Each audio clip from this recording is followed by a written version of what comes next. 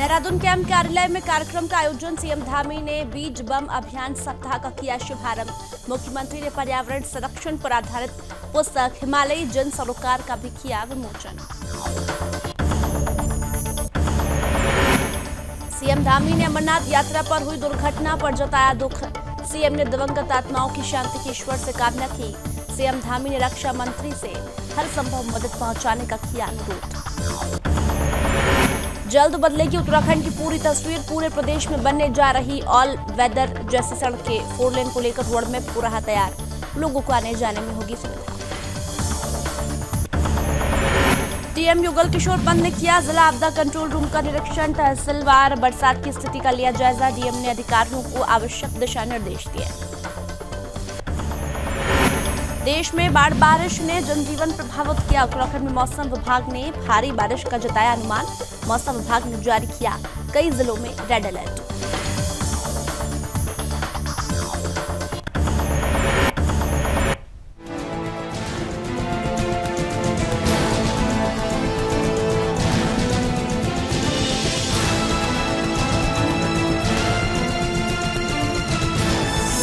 आप देख रहे हैं सुदर्शन न्यूज।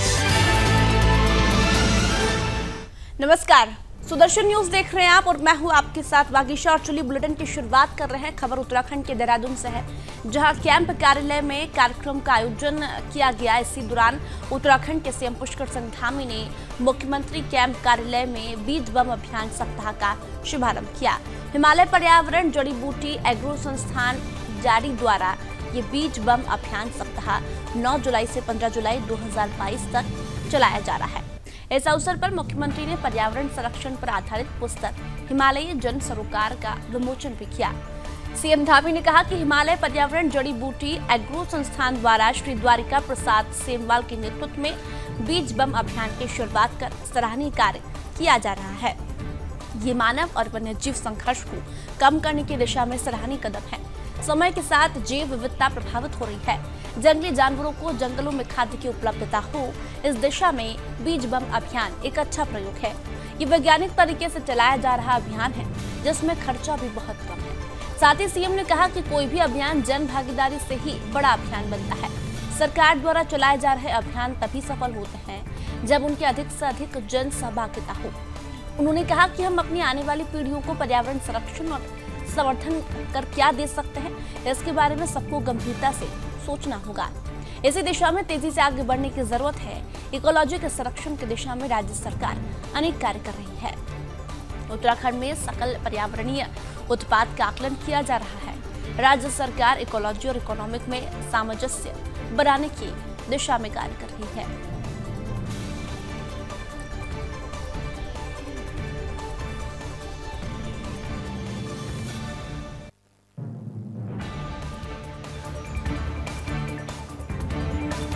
तो बीज बम एक बहुत वैज्ञानिक तरीके से लाया गया ये अभियान है। इस अभियान से हम लोग जुड़ेंगे तो इससे सस्ता और अच्छा अभियान कोई हो नहीं सकता है। इसके लिए मैं बहुत बधाई देता हूँ सेमवाल जी को और उनकी पूरी टीम को, अरविंद जी को, कि लगातार ये लोग काम कर रहे हैं।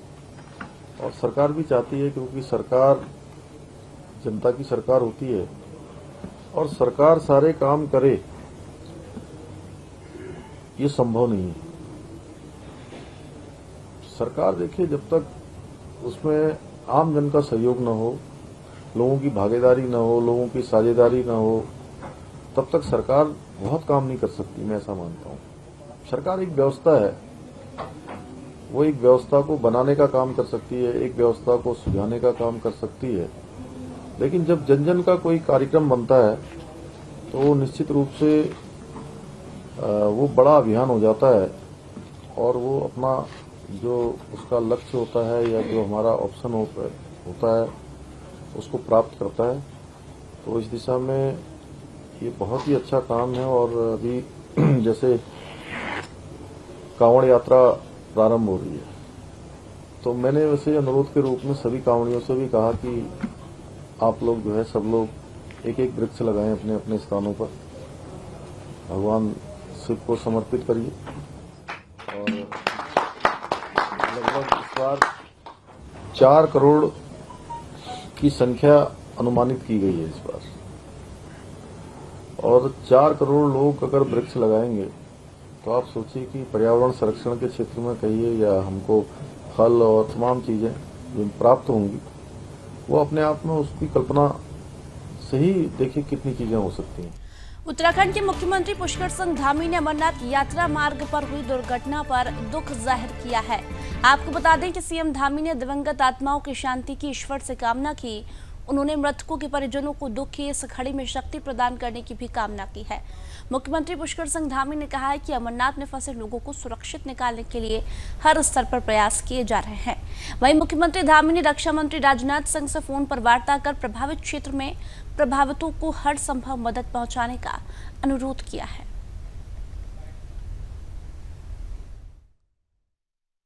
कि अमरनाथ में जो भी हताहत हुए हैं, मैं उन सभी के लिए भगवान से प्रार्थना करता हूं कि भगवान उनको अपने श्री चरणों में स्थान दे और उनके पारिवारिक जनों को ये असमय जो दुख आया है, इस दुख को सहन करने की शक्ति प्रदान करे।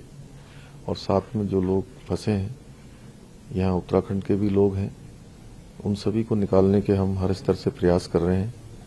माननीय गृह मंत्री जी से भी मैं इस पर अनुरोध करूंगा और साथ में वहाँ के राज्यपाल से भी, उनसे भी, कि जल्दी से जल्दी उनको निकाला जाए। हर संभव जो भी सहायता वहाँ पर हो सकती है, उनको हर संभव सहायता दिलाने के लिए और उनका रेस्क्यू करने के लिए हम लगे हुए हैं कि जल्दी से जल्दी उन सभी को राहत दिलाई जाए।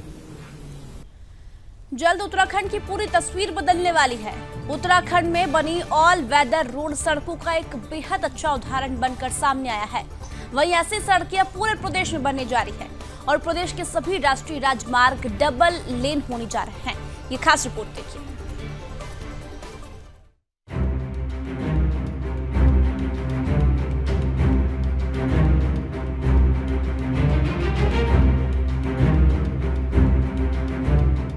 पहाड़ों पर डबल लेन सड़कों पर सफर कितना बेहतरीन और इससे समय की कितनी बचत होती है, इसका उदाहरण चारधाम यात्रा रूट पर बने ऑल वेदर रोड से लगाया जा सकता है। तो वहीं जो आनंद अब तक चारधाम यात्रा रूट पर बनी ऑल वेदर सड़कों पर आ रहा है, उतना ही आनंददायक सफर अब उत्तराखंड की हर एक सड़क पर आपको जल्द देखने को मिलेगा। दरअसल ऑल वेदर रोड पर डबल लेन सड़क निर्माण को लेकर सुप्रीम कोर्ट से मिली हरी झंडी के बाद अब प्रदेश के बाकी सभी नेशनल हाईवे को 2 लेन किए जाने का भी रास्ता साफ हो गया है। इसी के चलते उत्तराखंड के अब बाकी नेशनल हाईवे भी जल्द ही पहाड़ों पर सिंगल लेन से डबल लेन और मैदानों पर 2 लेन से 4 लेन बनाए जा रहे हैं। पहली बार ऐसा हुआ कि ऑल वेदर रोड के तहत पहाड़ों पर 2 लेन सड़क काटी गई। हालांकि इस पर भी कुछ पर्यावरणविद 2 लेन सड़क कटान से हो रहे नुकसान को लेकर कोर्ट चले गए, लेकिन बाद में सुप्रीम कोर्ट ने 2 लेन सड़क चौड़ीकरण को लेकर हरी झंडी मिल गई। कि अभी जो हमने इस साल, जो हमारा पिछला साल निकल गया है 2021-22, उसमें हमने हमारा जो एनुअल प्लान होता है, एनुअल प्लान में हमने करीब 1600 करोड़ के काम ऑलरेडी सैंक्शन करा लिए हैं। उन 1600 करोड़ के जो काम सैंक्शन हुए हैं उसमें मेनली एक तो है गुमखाल से सतपुली है और उधर पैडुल से श्रीनगर है और 309A पे हमारा जो है बागेश्वर से और अल्मोड़ा के बीच में सैंक्शन हुए हैं 3 बड़े बड़े वर्क, करीब 1200-1300 करोड़ के आसपास के तो काम ये ऑलरेडी हमने सैंक्शन करा लिए हैं 2 लेन करने के लिए जी। और इन्हीं जितने भी हमारे नेशनल हाईवेज़ हैं, जो पहाड़ों में जो नेशनल हाईवेज़ हैं और सिंगल लेन है, उन सिंगल लेन को सबको डबल लेन में कन्वर्ट करने के लिए डीपीआर कंसल्टेंट्स ऑलरेडी अपॉइंटेड हैं और डीपीआर हमारी बन रही हैं। कुछ काफ़ी एडवांस स्टेज में हैं। जो बन रही हैं डीपीआर, उसमें से लगभग 5200 करोड़ 5200 करोड़ के वर्क हम इस साल सैंक्शन कराने जा रहे हैं एनुअल प्लान में। और लगभग इतने ही फिर नेक्स्ट ईयर भी कराएंगे, जो डीपीआर अभी जस्ट स्टार्ट हुई हैं। इसमें मेजर जो प्रोजेक्ट्स हैं हमारे, वो हरबर्टपुर से और बड़कोट बैंड तक है NH 123, जिससे इधर यमुनोत्री जाने वाले लोगों को काफ़ी हेल्प मिलेगी। और बाकी 707A है, त्यूनी से चक्राता, मसूरी, बाटाघाट होते हुए मलेथा तक है। ये करीब 311 किलोमीटर की सड़क है। इसकी भी वाइडनिंग का प्रोजेक्ट ऑलरेडी चल रहा है। डीपीआर कंसल्टेंट ऑलरेडी अपॉइंटेड है और प्रोसेस में है। और उधर NH 119 पे जैसा मैंने बताया आपको कि गुमखाल से सतपुली और पैडुल से श्रीनगर के प्रोजेक्ट हमारे ऑलरेडी सेंक्शन हो चुके हैं। कोटद्वार से दुगड्डा और दुगड्डा से घुमखाल, इनकी DPR ऑलरेडी जा चुकी हैं, वो भी इसी साल सेंक्शन हो जाएंगे। तो NH 119 कोटद्वार से लेके और पौड़ी श्रीनगर तक पूरी हमारी 2 लेन हो जाएगी। फिर नेक्स्ट है उधर NH 87E कुमाऊँ में 87E है, यहाँ से जोलीकोट से भवाली, अल्मोड़ा, रानीखेत और चौखुटिया, गैरसैंण होते हुए कर्णप्रयाग में ये NH 58 पे आके मिलती है जी। इसकी भी 2 लेन वाइडनिंग के लिए कंसल्टेंट ऑलरेडी अपॉइंटेड है और वो कंसल्टेंट अपना काम कर रहे हैं। उम्मीद ये है कि हमारी 5-6 महीने के अंदर वो DPR सबमिट कर देंगे, जिसमें से कुछ काम तो हम इसी साल सेंक्शन करा लेंगे और कुछ नेक्स्ट ईयर हमारे सेंक्शन हो जाएंगे।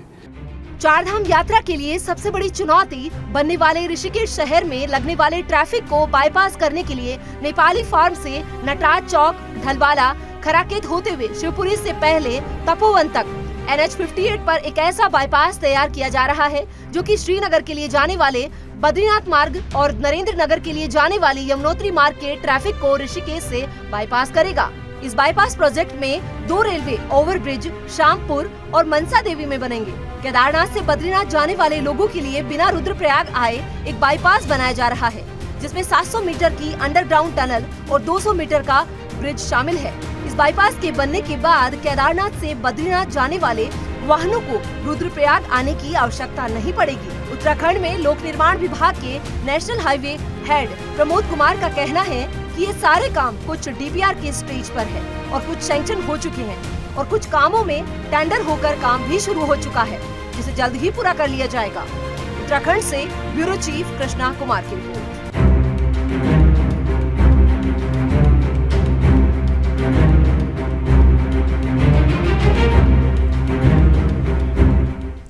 खबर उत्तराखंड से है, जहां जिला मुख्यालय स्थित आपदा कंट्रोल रूम का जिलाधिकारी युगल किशोर पंत ने निरीक्षण किया। इसी दौरान जिलाधिकारी ने युगल किशोर पंत ने अधिकारियों को आवश्यक दिशा निर्देश दिए। जिलाधिकारी युगल किशोर पंत ने जनपद में हो रही बरसात को लेकर जिला आपदा कंट्रोल रूम का औचक निरीक्षण किया। GM ने तहसीलवार बरसात की स्थिति का जायजा लिया। उन्होंने संबंधित अधिकारियों को निर्देश दिए हैं कि पर्वतीय क्षेत्रों में हो रही बारिश से नदी नालों में जल भराव और जनपद में हो रही बारिश के जल भराव की स्थिति से निपटने के लिए अपने पूरे संसाधनों के साथ अलर्ट मोड पर रहे। काशीपुर में हो रही ज्यादा बारिश को देखते हुए जिलाधिकारी ने काशीपुर उप जिलाधिकारी अभय प्रताप सिंह से फोन पर बातचीत कर स्थिति की जानकारी ली। जिलाधिकारी ने काशीपुर उप जिलाधिकारी को निर्देश दिए हैं कि अपने अधीनस्थों को अलर्ट मोड पर रखने व बरसात से प्रभावित होने वाले क्षेत्रों की निगरानी रखने के लिए निर्देशित करें। साथ ही कहा कि इसमें किसी प्रकार की कोई लापरवाही नहीं बरती जाए। बता दें कि जनपद में स्थापित सभी बाढ़ चौकियों में पर्याप्त मात्रा में कार्मिक तैनात है, जिनके द्वारा लगातार क्षेत्रों में निगरानी की जा रही है। जिलाधिकारी ने कहा कि किसी भी आपदा से निपटने के लिए NDRF, SDRF, रेस्क्यू टीम को अलर्ट मोड पर रखा गया है ताकि किसी भी परिस्थितियों से निपटा जा सके।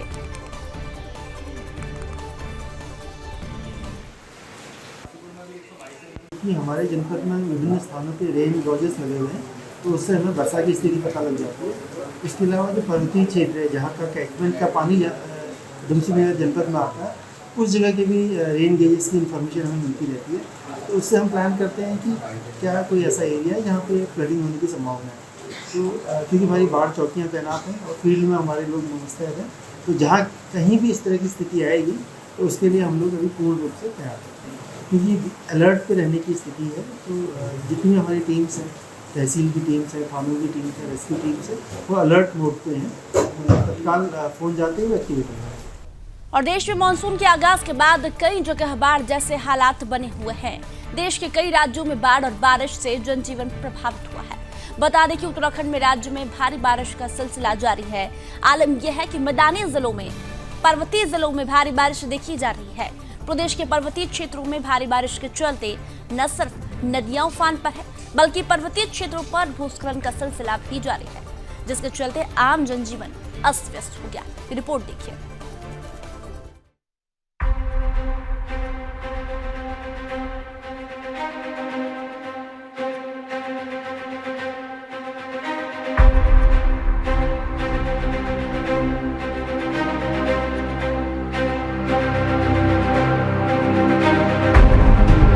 देश की अलग अलग राज्यों में उत्तराखंड, असम, गुजरात, महाराष्ट्र, हिमाचल प्रदेश, केरल, बिहार सहित कई राज्यों में हो रही भारी बारिश से बाढ़ जैसे हालात बने हुए हैं। ऐसे में उत्तराखंड मौसम विज्ञान केंद्र ने अगले कुछ दिनों के लिए प्रदेश भर में एक साथ येलो, ऑरेंज और रेड अलर्ट भी जारी किया है।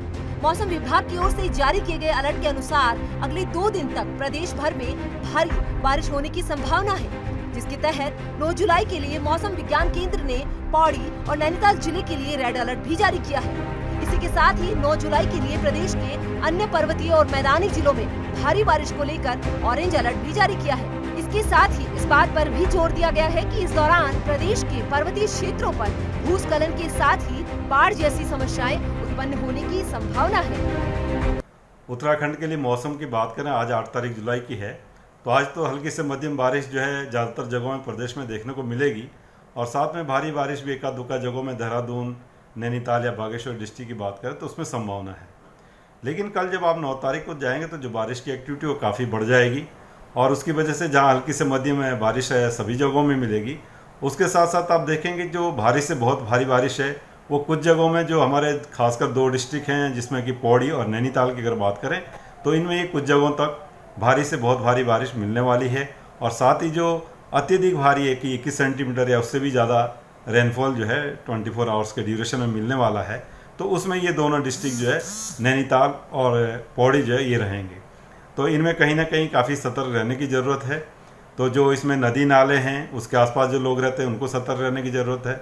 इसी तरह जो लो लाइंग एरियाज है कहीं पे तो वहाँ जलभराव की स्थिति बन सकती है, तो उसमें कहीं ना कहीं जो लोगों को काफ़ी सतर्क रहना है। मौसम विभाग के रेड अलर्ट को देखते हुए जिलाधिकारी पौड़ी डॉक्टर विजय कुमार जोगदंडे ने जनपद पौड़ी के सभी स्कूलों व आंगनबाड़ी केंद्रों में अवकाश घोषित किया है। इसके साथ ही जिलाधिकारी द्वारा जनपद के नदियों के पास रहने वाले लोगों को नदी से दूर रहने की अपील की गई है और इन लोगों के रहने के लिए वैकल्पिक व्यवस्था तहसील प्रशासन द्वारा की जा रही है। साथ ही जो रास्ते हैं वो बंद हो सकते हैं, लैंडस्लाइड होगा और बोल्डर्स वगैरह गिरना, तो जो मूवमेंट है लोग अगर संभव हो तो अवॉइड करें। ये 2 डिस्ट्रिक्ट की खासकर मैं बात करूं और बहुत ज़रूरी हो तो फिर काफ़ी सावधानी के साथ जो है मूवमेंट करें। तो ये खासकर ये 2 डिस्ट्रिक्ट्स में जो 9 तारीख को काफ़ी एक्टिविटी है दिन शाम से लेके और परसों 10 तारीख के सुबह तक जो है ये एक्टिविटी रहने वाली है।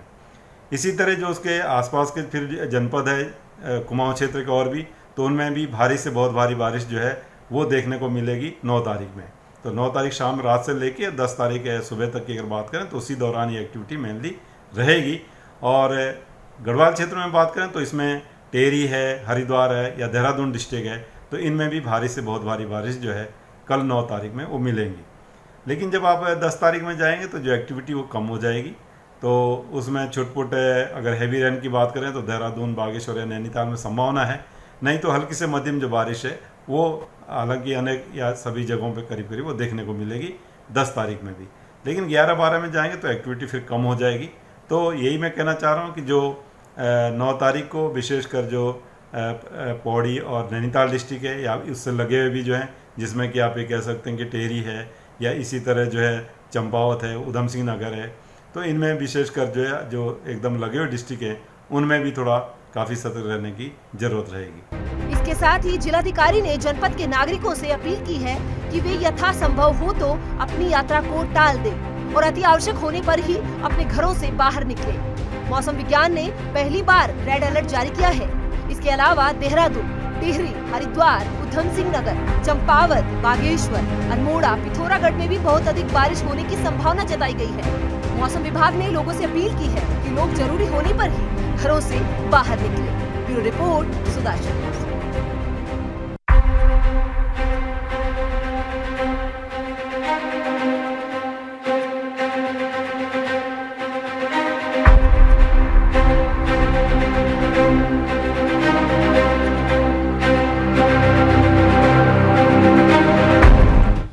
खबर उत्तराखंड से है, जहां उत्तराखंड के सीएम पुष्कर सिंह धामी ने मुख्यमंत्री आवास कैंप कार्यालय में हरियाणा गवर्नेंस रिफॉर्म अथॉरिटी के चेयरमैन डॉक्टर प्रमोद कुमार से भेंट की। इसी दौरान उन्होंने मुख्यमंत्री को हरियाणा सरकार द्वारा राज्य में जन सुविधाओं के विकास, सेवाओं की आम जनता तक त्वरित ढंग से पहुंचने सुनिश्चित करने, जन शिकायतों के त्वरित समाधान के संबंध में किए जा रहे प्रयासों की जानकारी दी। इस अवसर पर मुख्य सचिव डॉक्टर SS संधू, सचिव श्री शैलेश बगोली भी मौजूद रहे। सीएम धामी ने कहा कि उत्तराखंड के परिप्रेक्ष्य में राज्य की भौगोलिक परिस्थिति की अनुकूल आम जनता को बेहतर सुविधाएं उपलब्ध कराना और जन कल्याणकारी योजनाओं का लाभ समय पर सुनिश्चित करना, साथ ही सुशासन और योजनाओं का प्रभावी क्रियान्वयन हमारा प्रयास है। इतना ही नहीं, सीएम धामी ने कहा कि हरियाणा गवर्नेंस रिफॉर्म अथॉरिटी के चेयरमैन से राज्य की परिस्थिति के अनुकूल जनता को कैसे बेहतर सुविधाएं उपलब्ध कराई जा सकती है, इस संबंध में कार्य योजना तैयार किए जाने की अपेक्षा की। मुख्यमंत्री ने इस संबंध में राज्य स्तर पर कमेटी भी गठित किए जाने के निर्देश दिए। साथ ही कहा कि हमें राज्य को बेहतर बनाना है, इसमें सभी को सहयोगी बनाने का हमारा प्रयास है।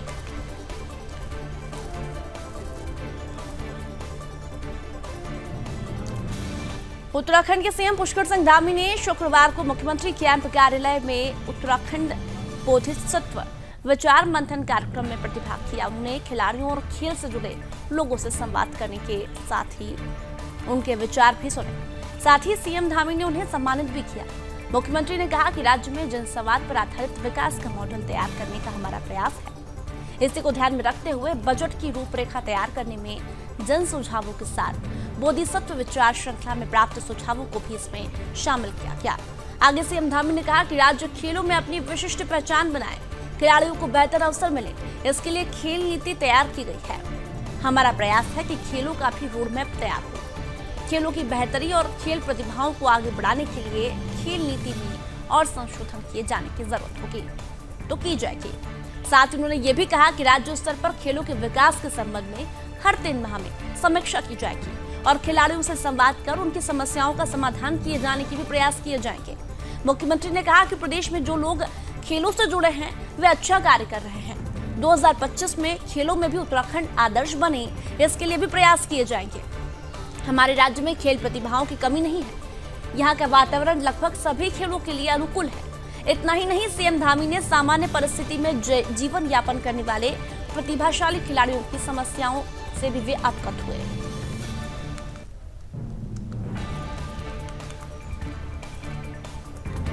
हल्द्वानी सहित आसपास के इलाकों में भारी बरसात शुरू हो गई। बता दें कि सुबह से हो रही बारिश से आम जनजीवन पूरी तरह से अस्त व्यस्त हो गया है। जगह जगह जलभराव से लोगों के घरों और दुकानों के भीतर तक पानी घुस गया। नगर निगम के नाले और नहर सफाई के दावों की पोल खुल गई। लोगों को इस बारिश में भारी मुसीबत का सामना करना पड़ रहा है। नैनीताल जिले में अगले 24 घंटे में भारी बारिश का अलर्ट जारी किया गया, जिसको देखते हुए जिलाधिकारी नैनीताल ने जिले के सभी स्कूलों में छुट्टी की है। बारिश से रेड अलर्ट को देखते हुए SDRF और आपदा प्रबंधन टीम को 24 घंटे अलर्ट पर रखा गया। इसके अलावा भूस्खलन वाली जगहों को चिन्हित कर JCB तैनात की गई है। अधिकारियों ने आम जनता से अपील की है कि घर से बाहर निकलने से पहले मौसम का पूर्वानुमान जरूर देखें और सड़कों के से हालत पता कर लें। यही नहीं, पहाड़ के जिन इलाकों में कोहरा है वहां चालक फॉग लाइट का इस्तेमाल करें।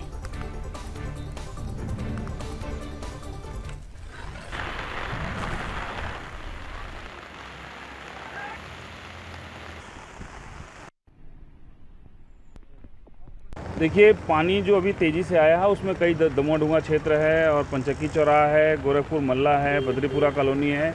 इन सब क्षेत्रों में बहुत जलभराव हो गया है। काफ़ी लोगों के घरों में पानी घुस गया है। नैनीताल रोड पे अभी एक कार फंस गई थी बहाव में, उसमें बच्चे और महिलाएं थी, उनको अभी निकाला गया है, रेस्क्यू किया गया है। इसके अलावा लगातार हम लोग दौरा कर रहे हैं, देख रहे हैं कहाँ कहाँ पे दिक्कत है। एक आध जगह दीवार तोड़वाने की जरूरत हुई, वहाँ दीवार भी तोड़वाई गई है। तो लगातार टीम सक्रिय है और देख रही है कहाँ कहाँ भी जल भराव, उसके लिए क्या क्या आवश्यक उपाय किए जा सकते हैं वो किए जा रहे हैं। अभी देखिए, गोला में 700 क्यूसेक पानी चल रहा है। उस हिसाब से देखा जाए तो वो पानी बहुत ज़्यादा नहीं है। तो अभी श्रीलंका टापू में और गोला क्षेत्र में बहुत दिक्कत की बात नहीं हुई है। शहरी क्षेत्रों में जल भराव के कारण थोड़ी समस्याएं उत्पन्न हुई हैं। लगातार क्षेत्र में बने रहें। कहीं किसी भी विभाग की आवश्यकता हो, उस विभाग का सहयोग लेकर जो भी तत्काल कार्य कराए जाने हो, राहत पहुँचाई जानी है, उसको राहत पहुँचाए। उत्तराखंड के रामनगर में उस समय हड़कंप मच गया जब रामनगर में स्थित ढेला नदी में पर्यटकों की कार नदी में बह गई। वहीं इस हादसे में कार में सवार 10 लोगों में से 9 लोगों की दर्दनाक मौत हो गई। घटना के बाद जिलाधिकारी धीराज सिंह गवरियाल, SSP पंकज भट्ट ने घटना स्थल का निरीक्षण किया। इसी दौरान SSP और जिलाधिकारी ने दुर्घटना में घायल महिला से अस्पताल में मुलाकात कर उनसे हालचाल जाना। इसी दौरान जिलाधिकारी ने बताया कि कार चालक की लापरवाही के कारण यह हादसा हुआ है।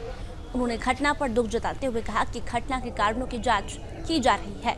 वहीं मामले में एसएसपी पंकज भट्ट ने बताया कि ग्राम ढेला में स्मॉल टाउन रिजॉर्ट से ये लोग रामनगर आ रहे थे। साथ ही उन्होंने ये भी कहा कि इस घटना की जांच चल रही है।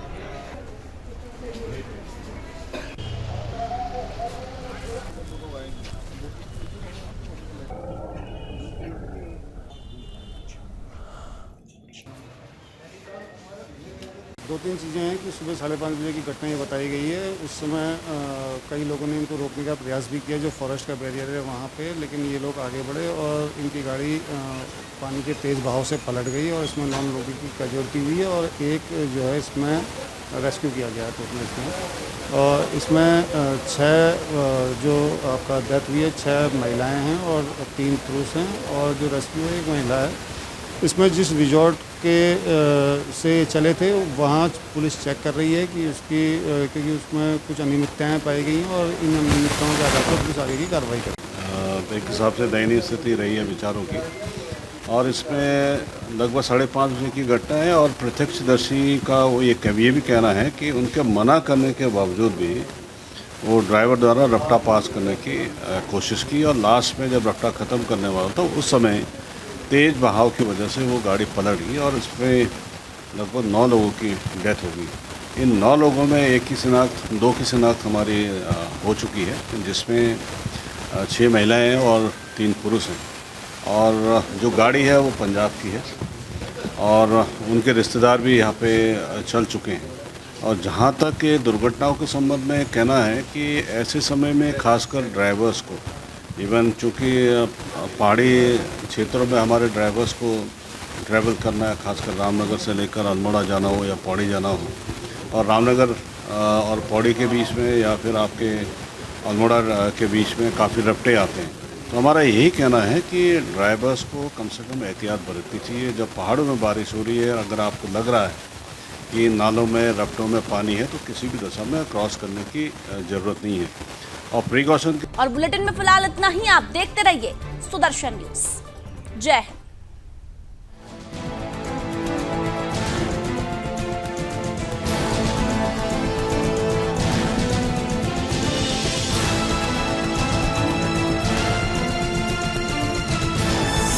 आप देख रहे हैं सुदर्शन न्यूज।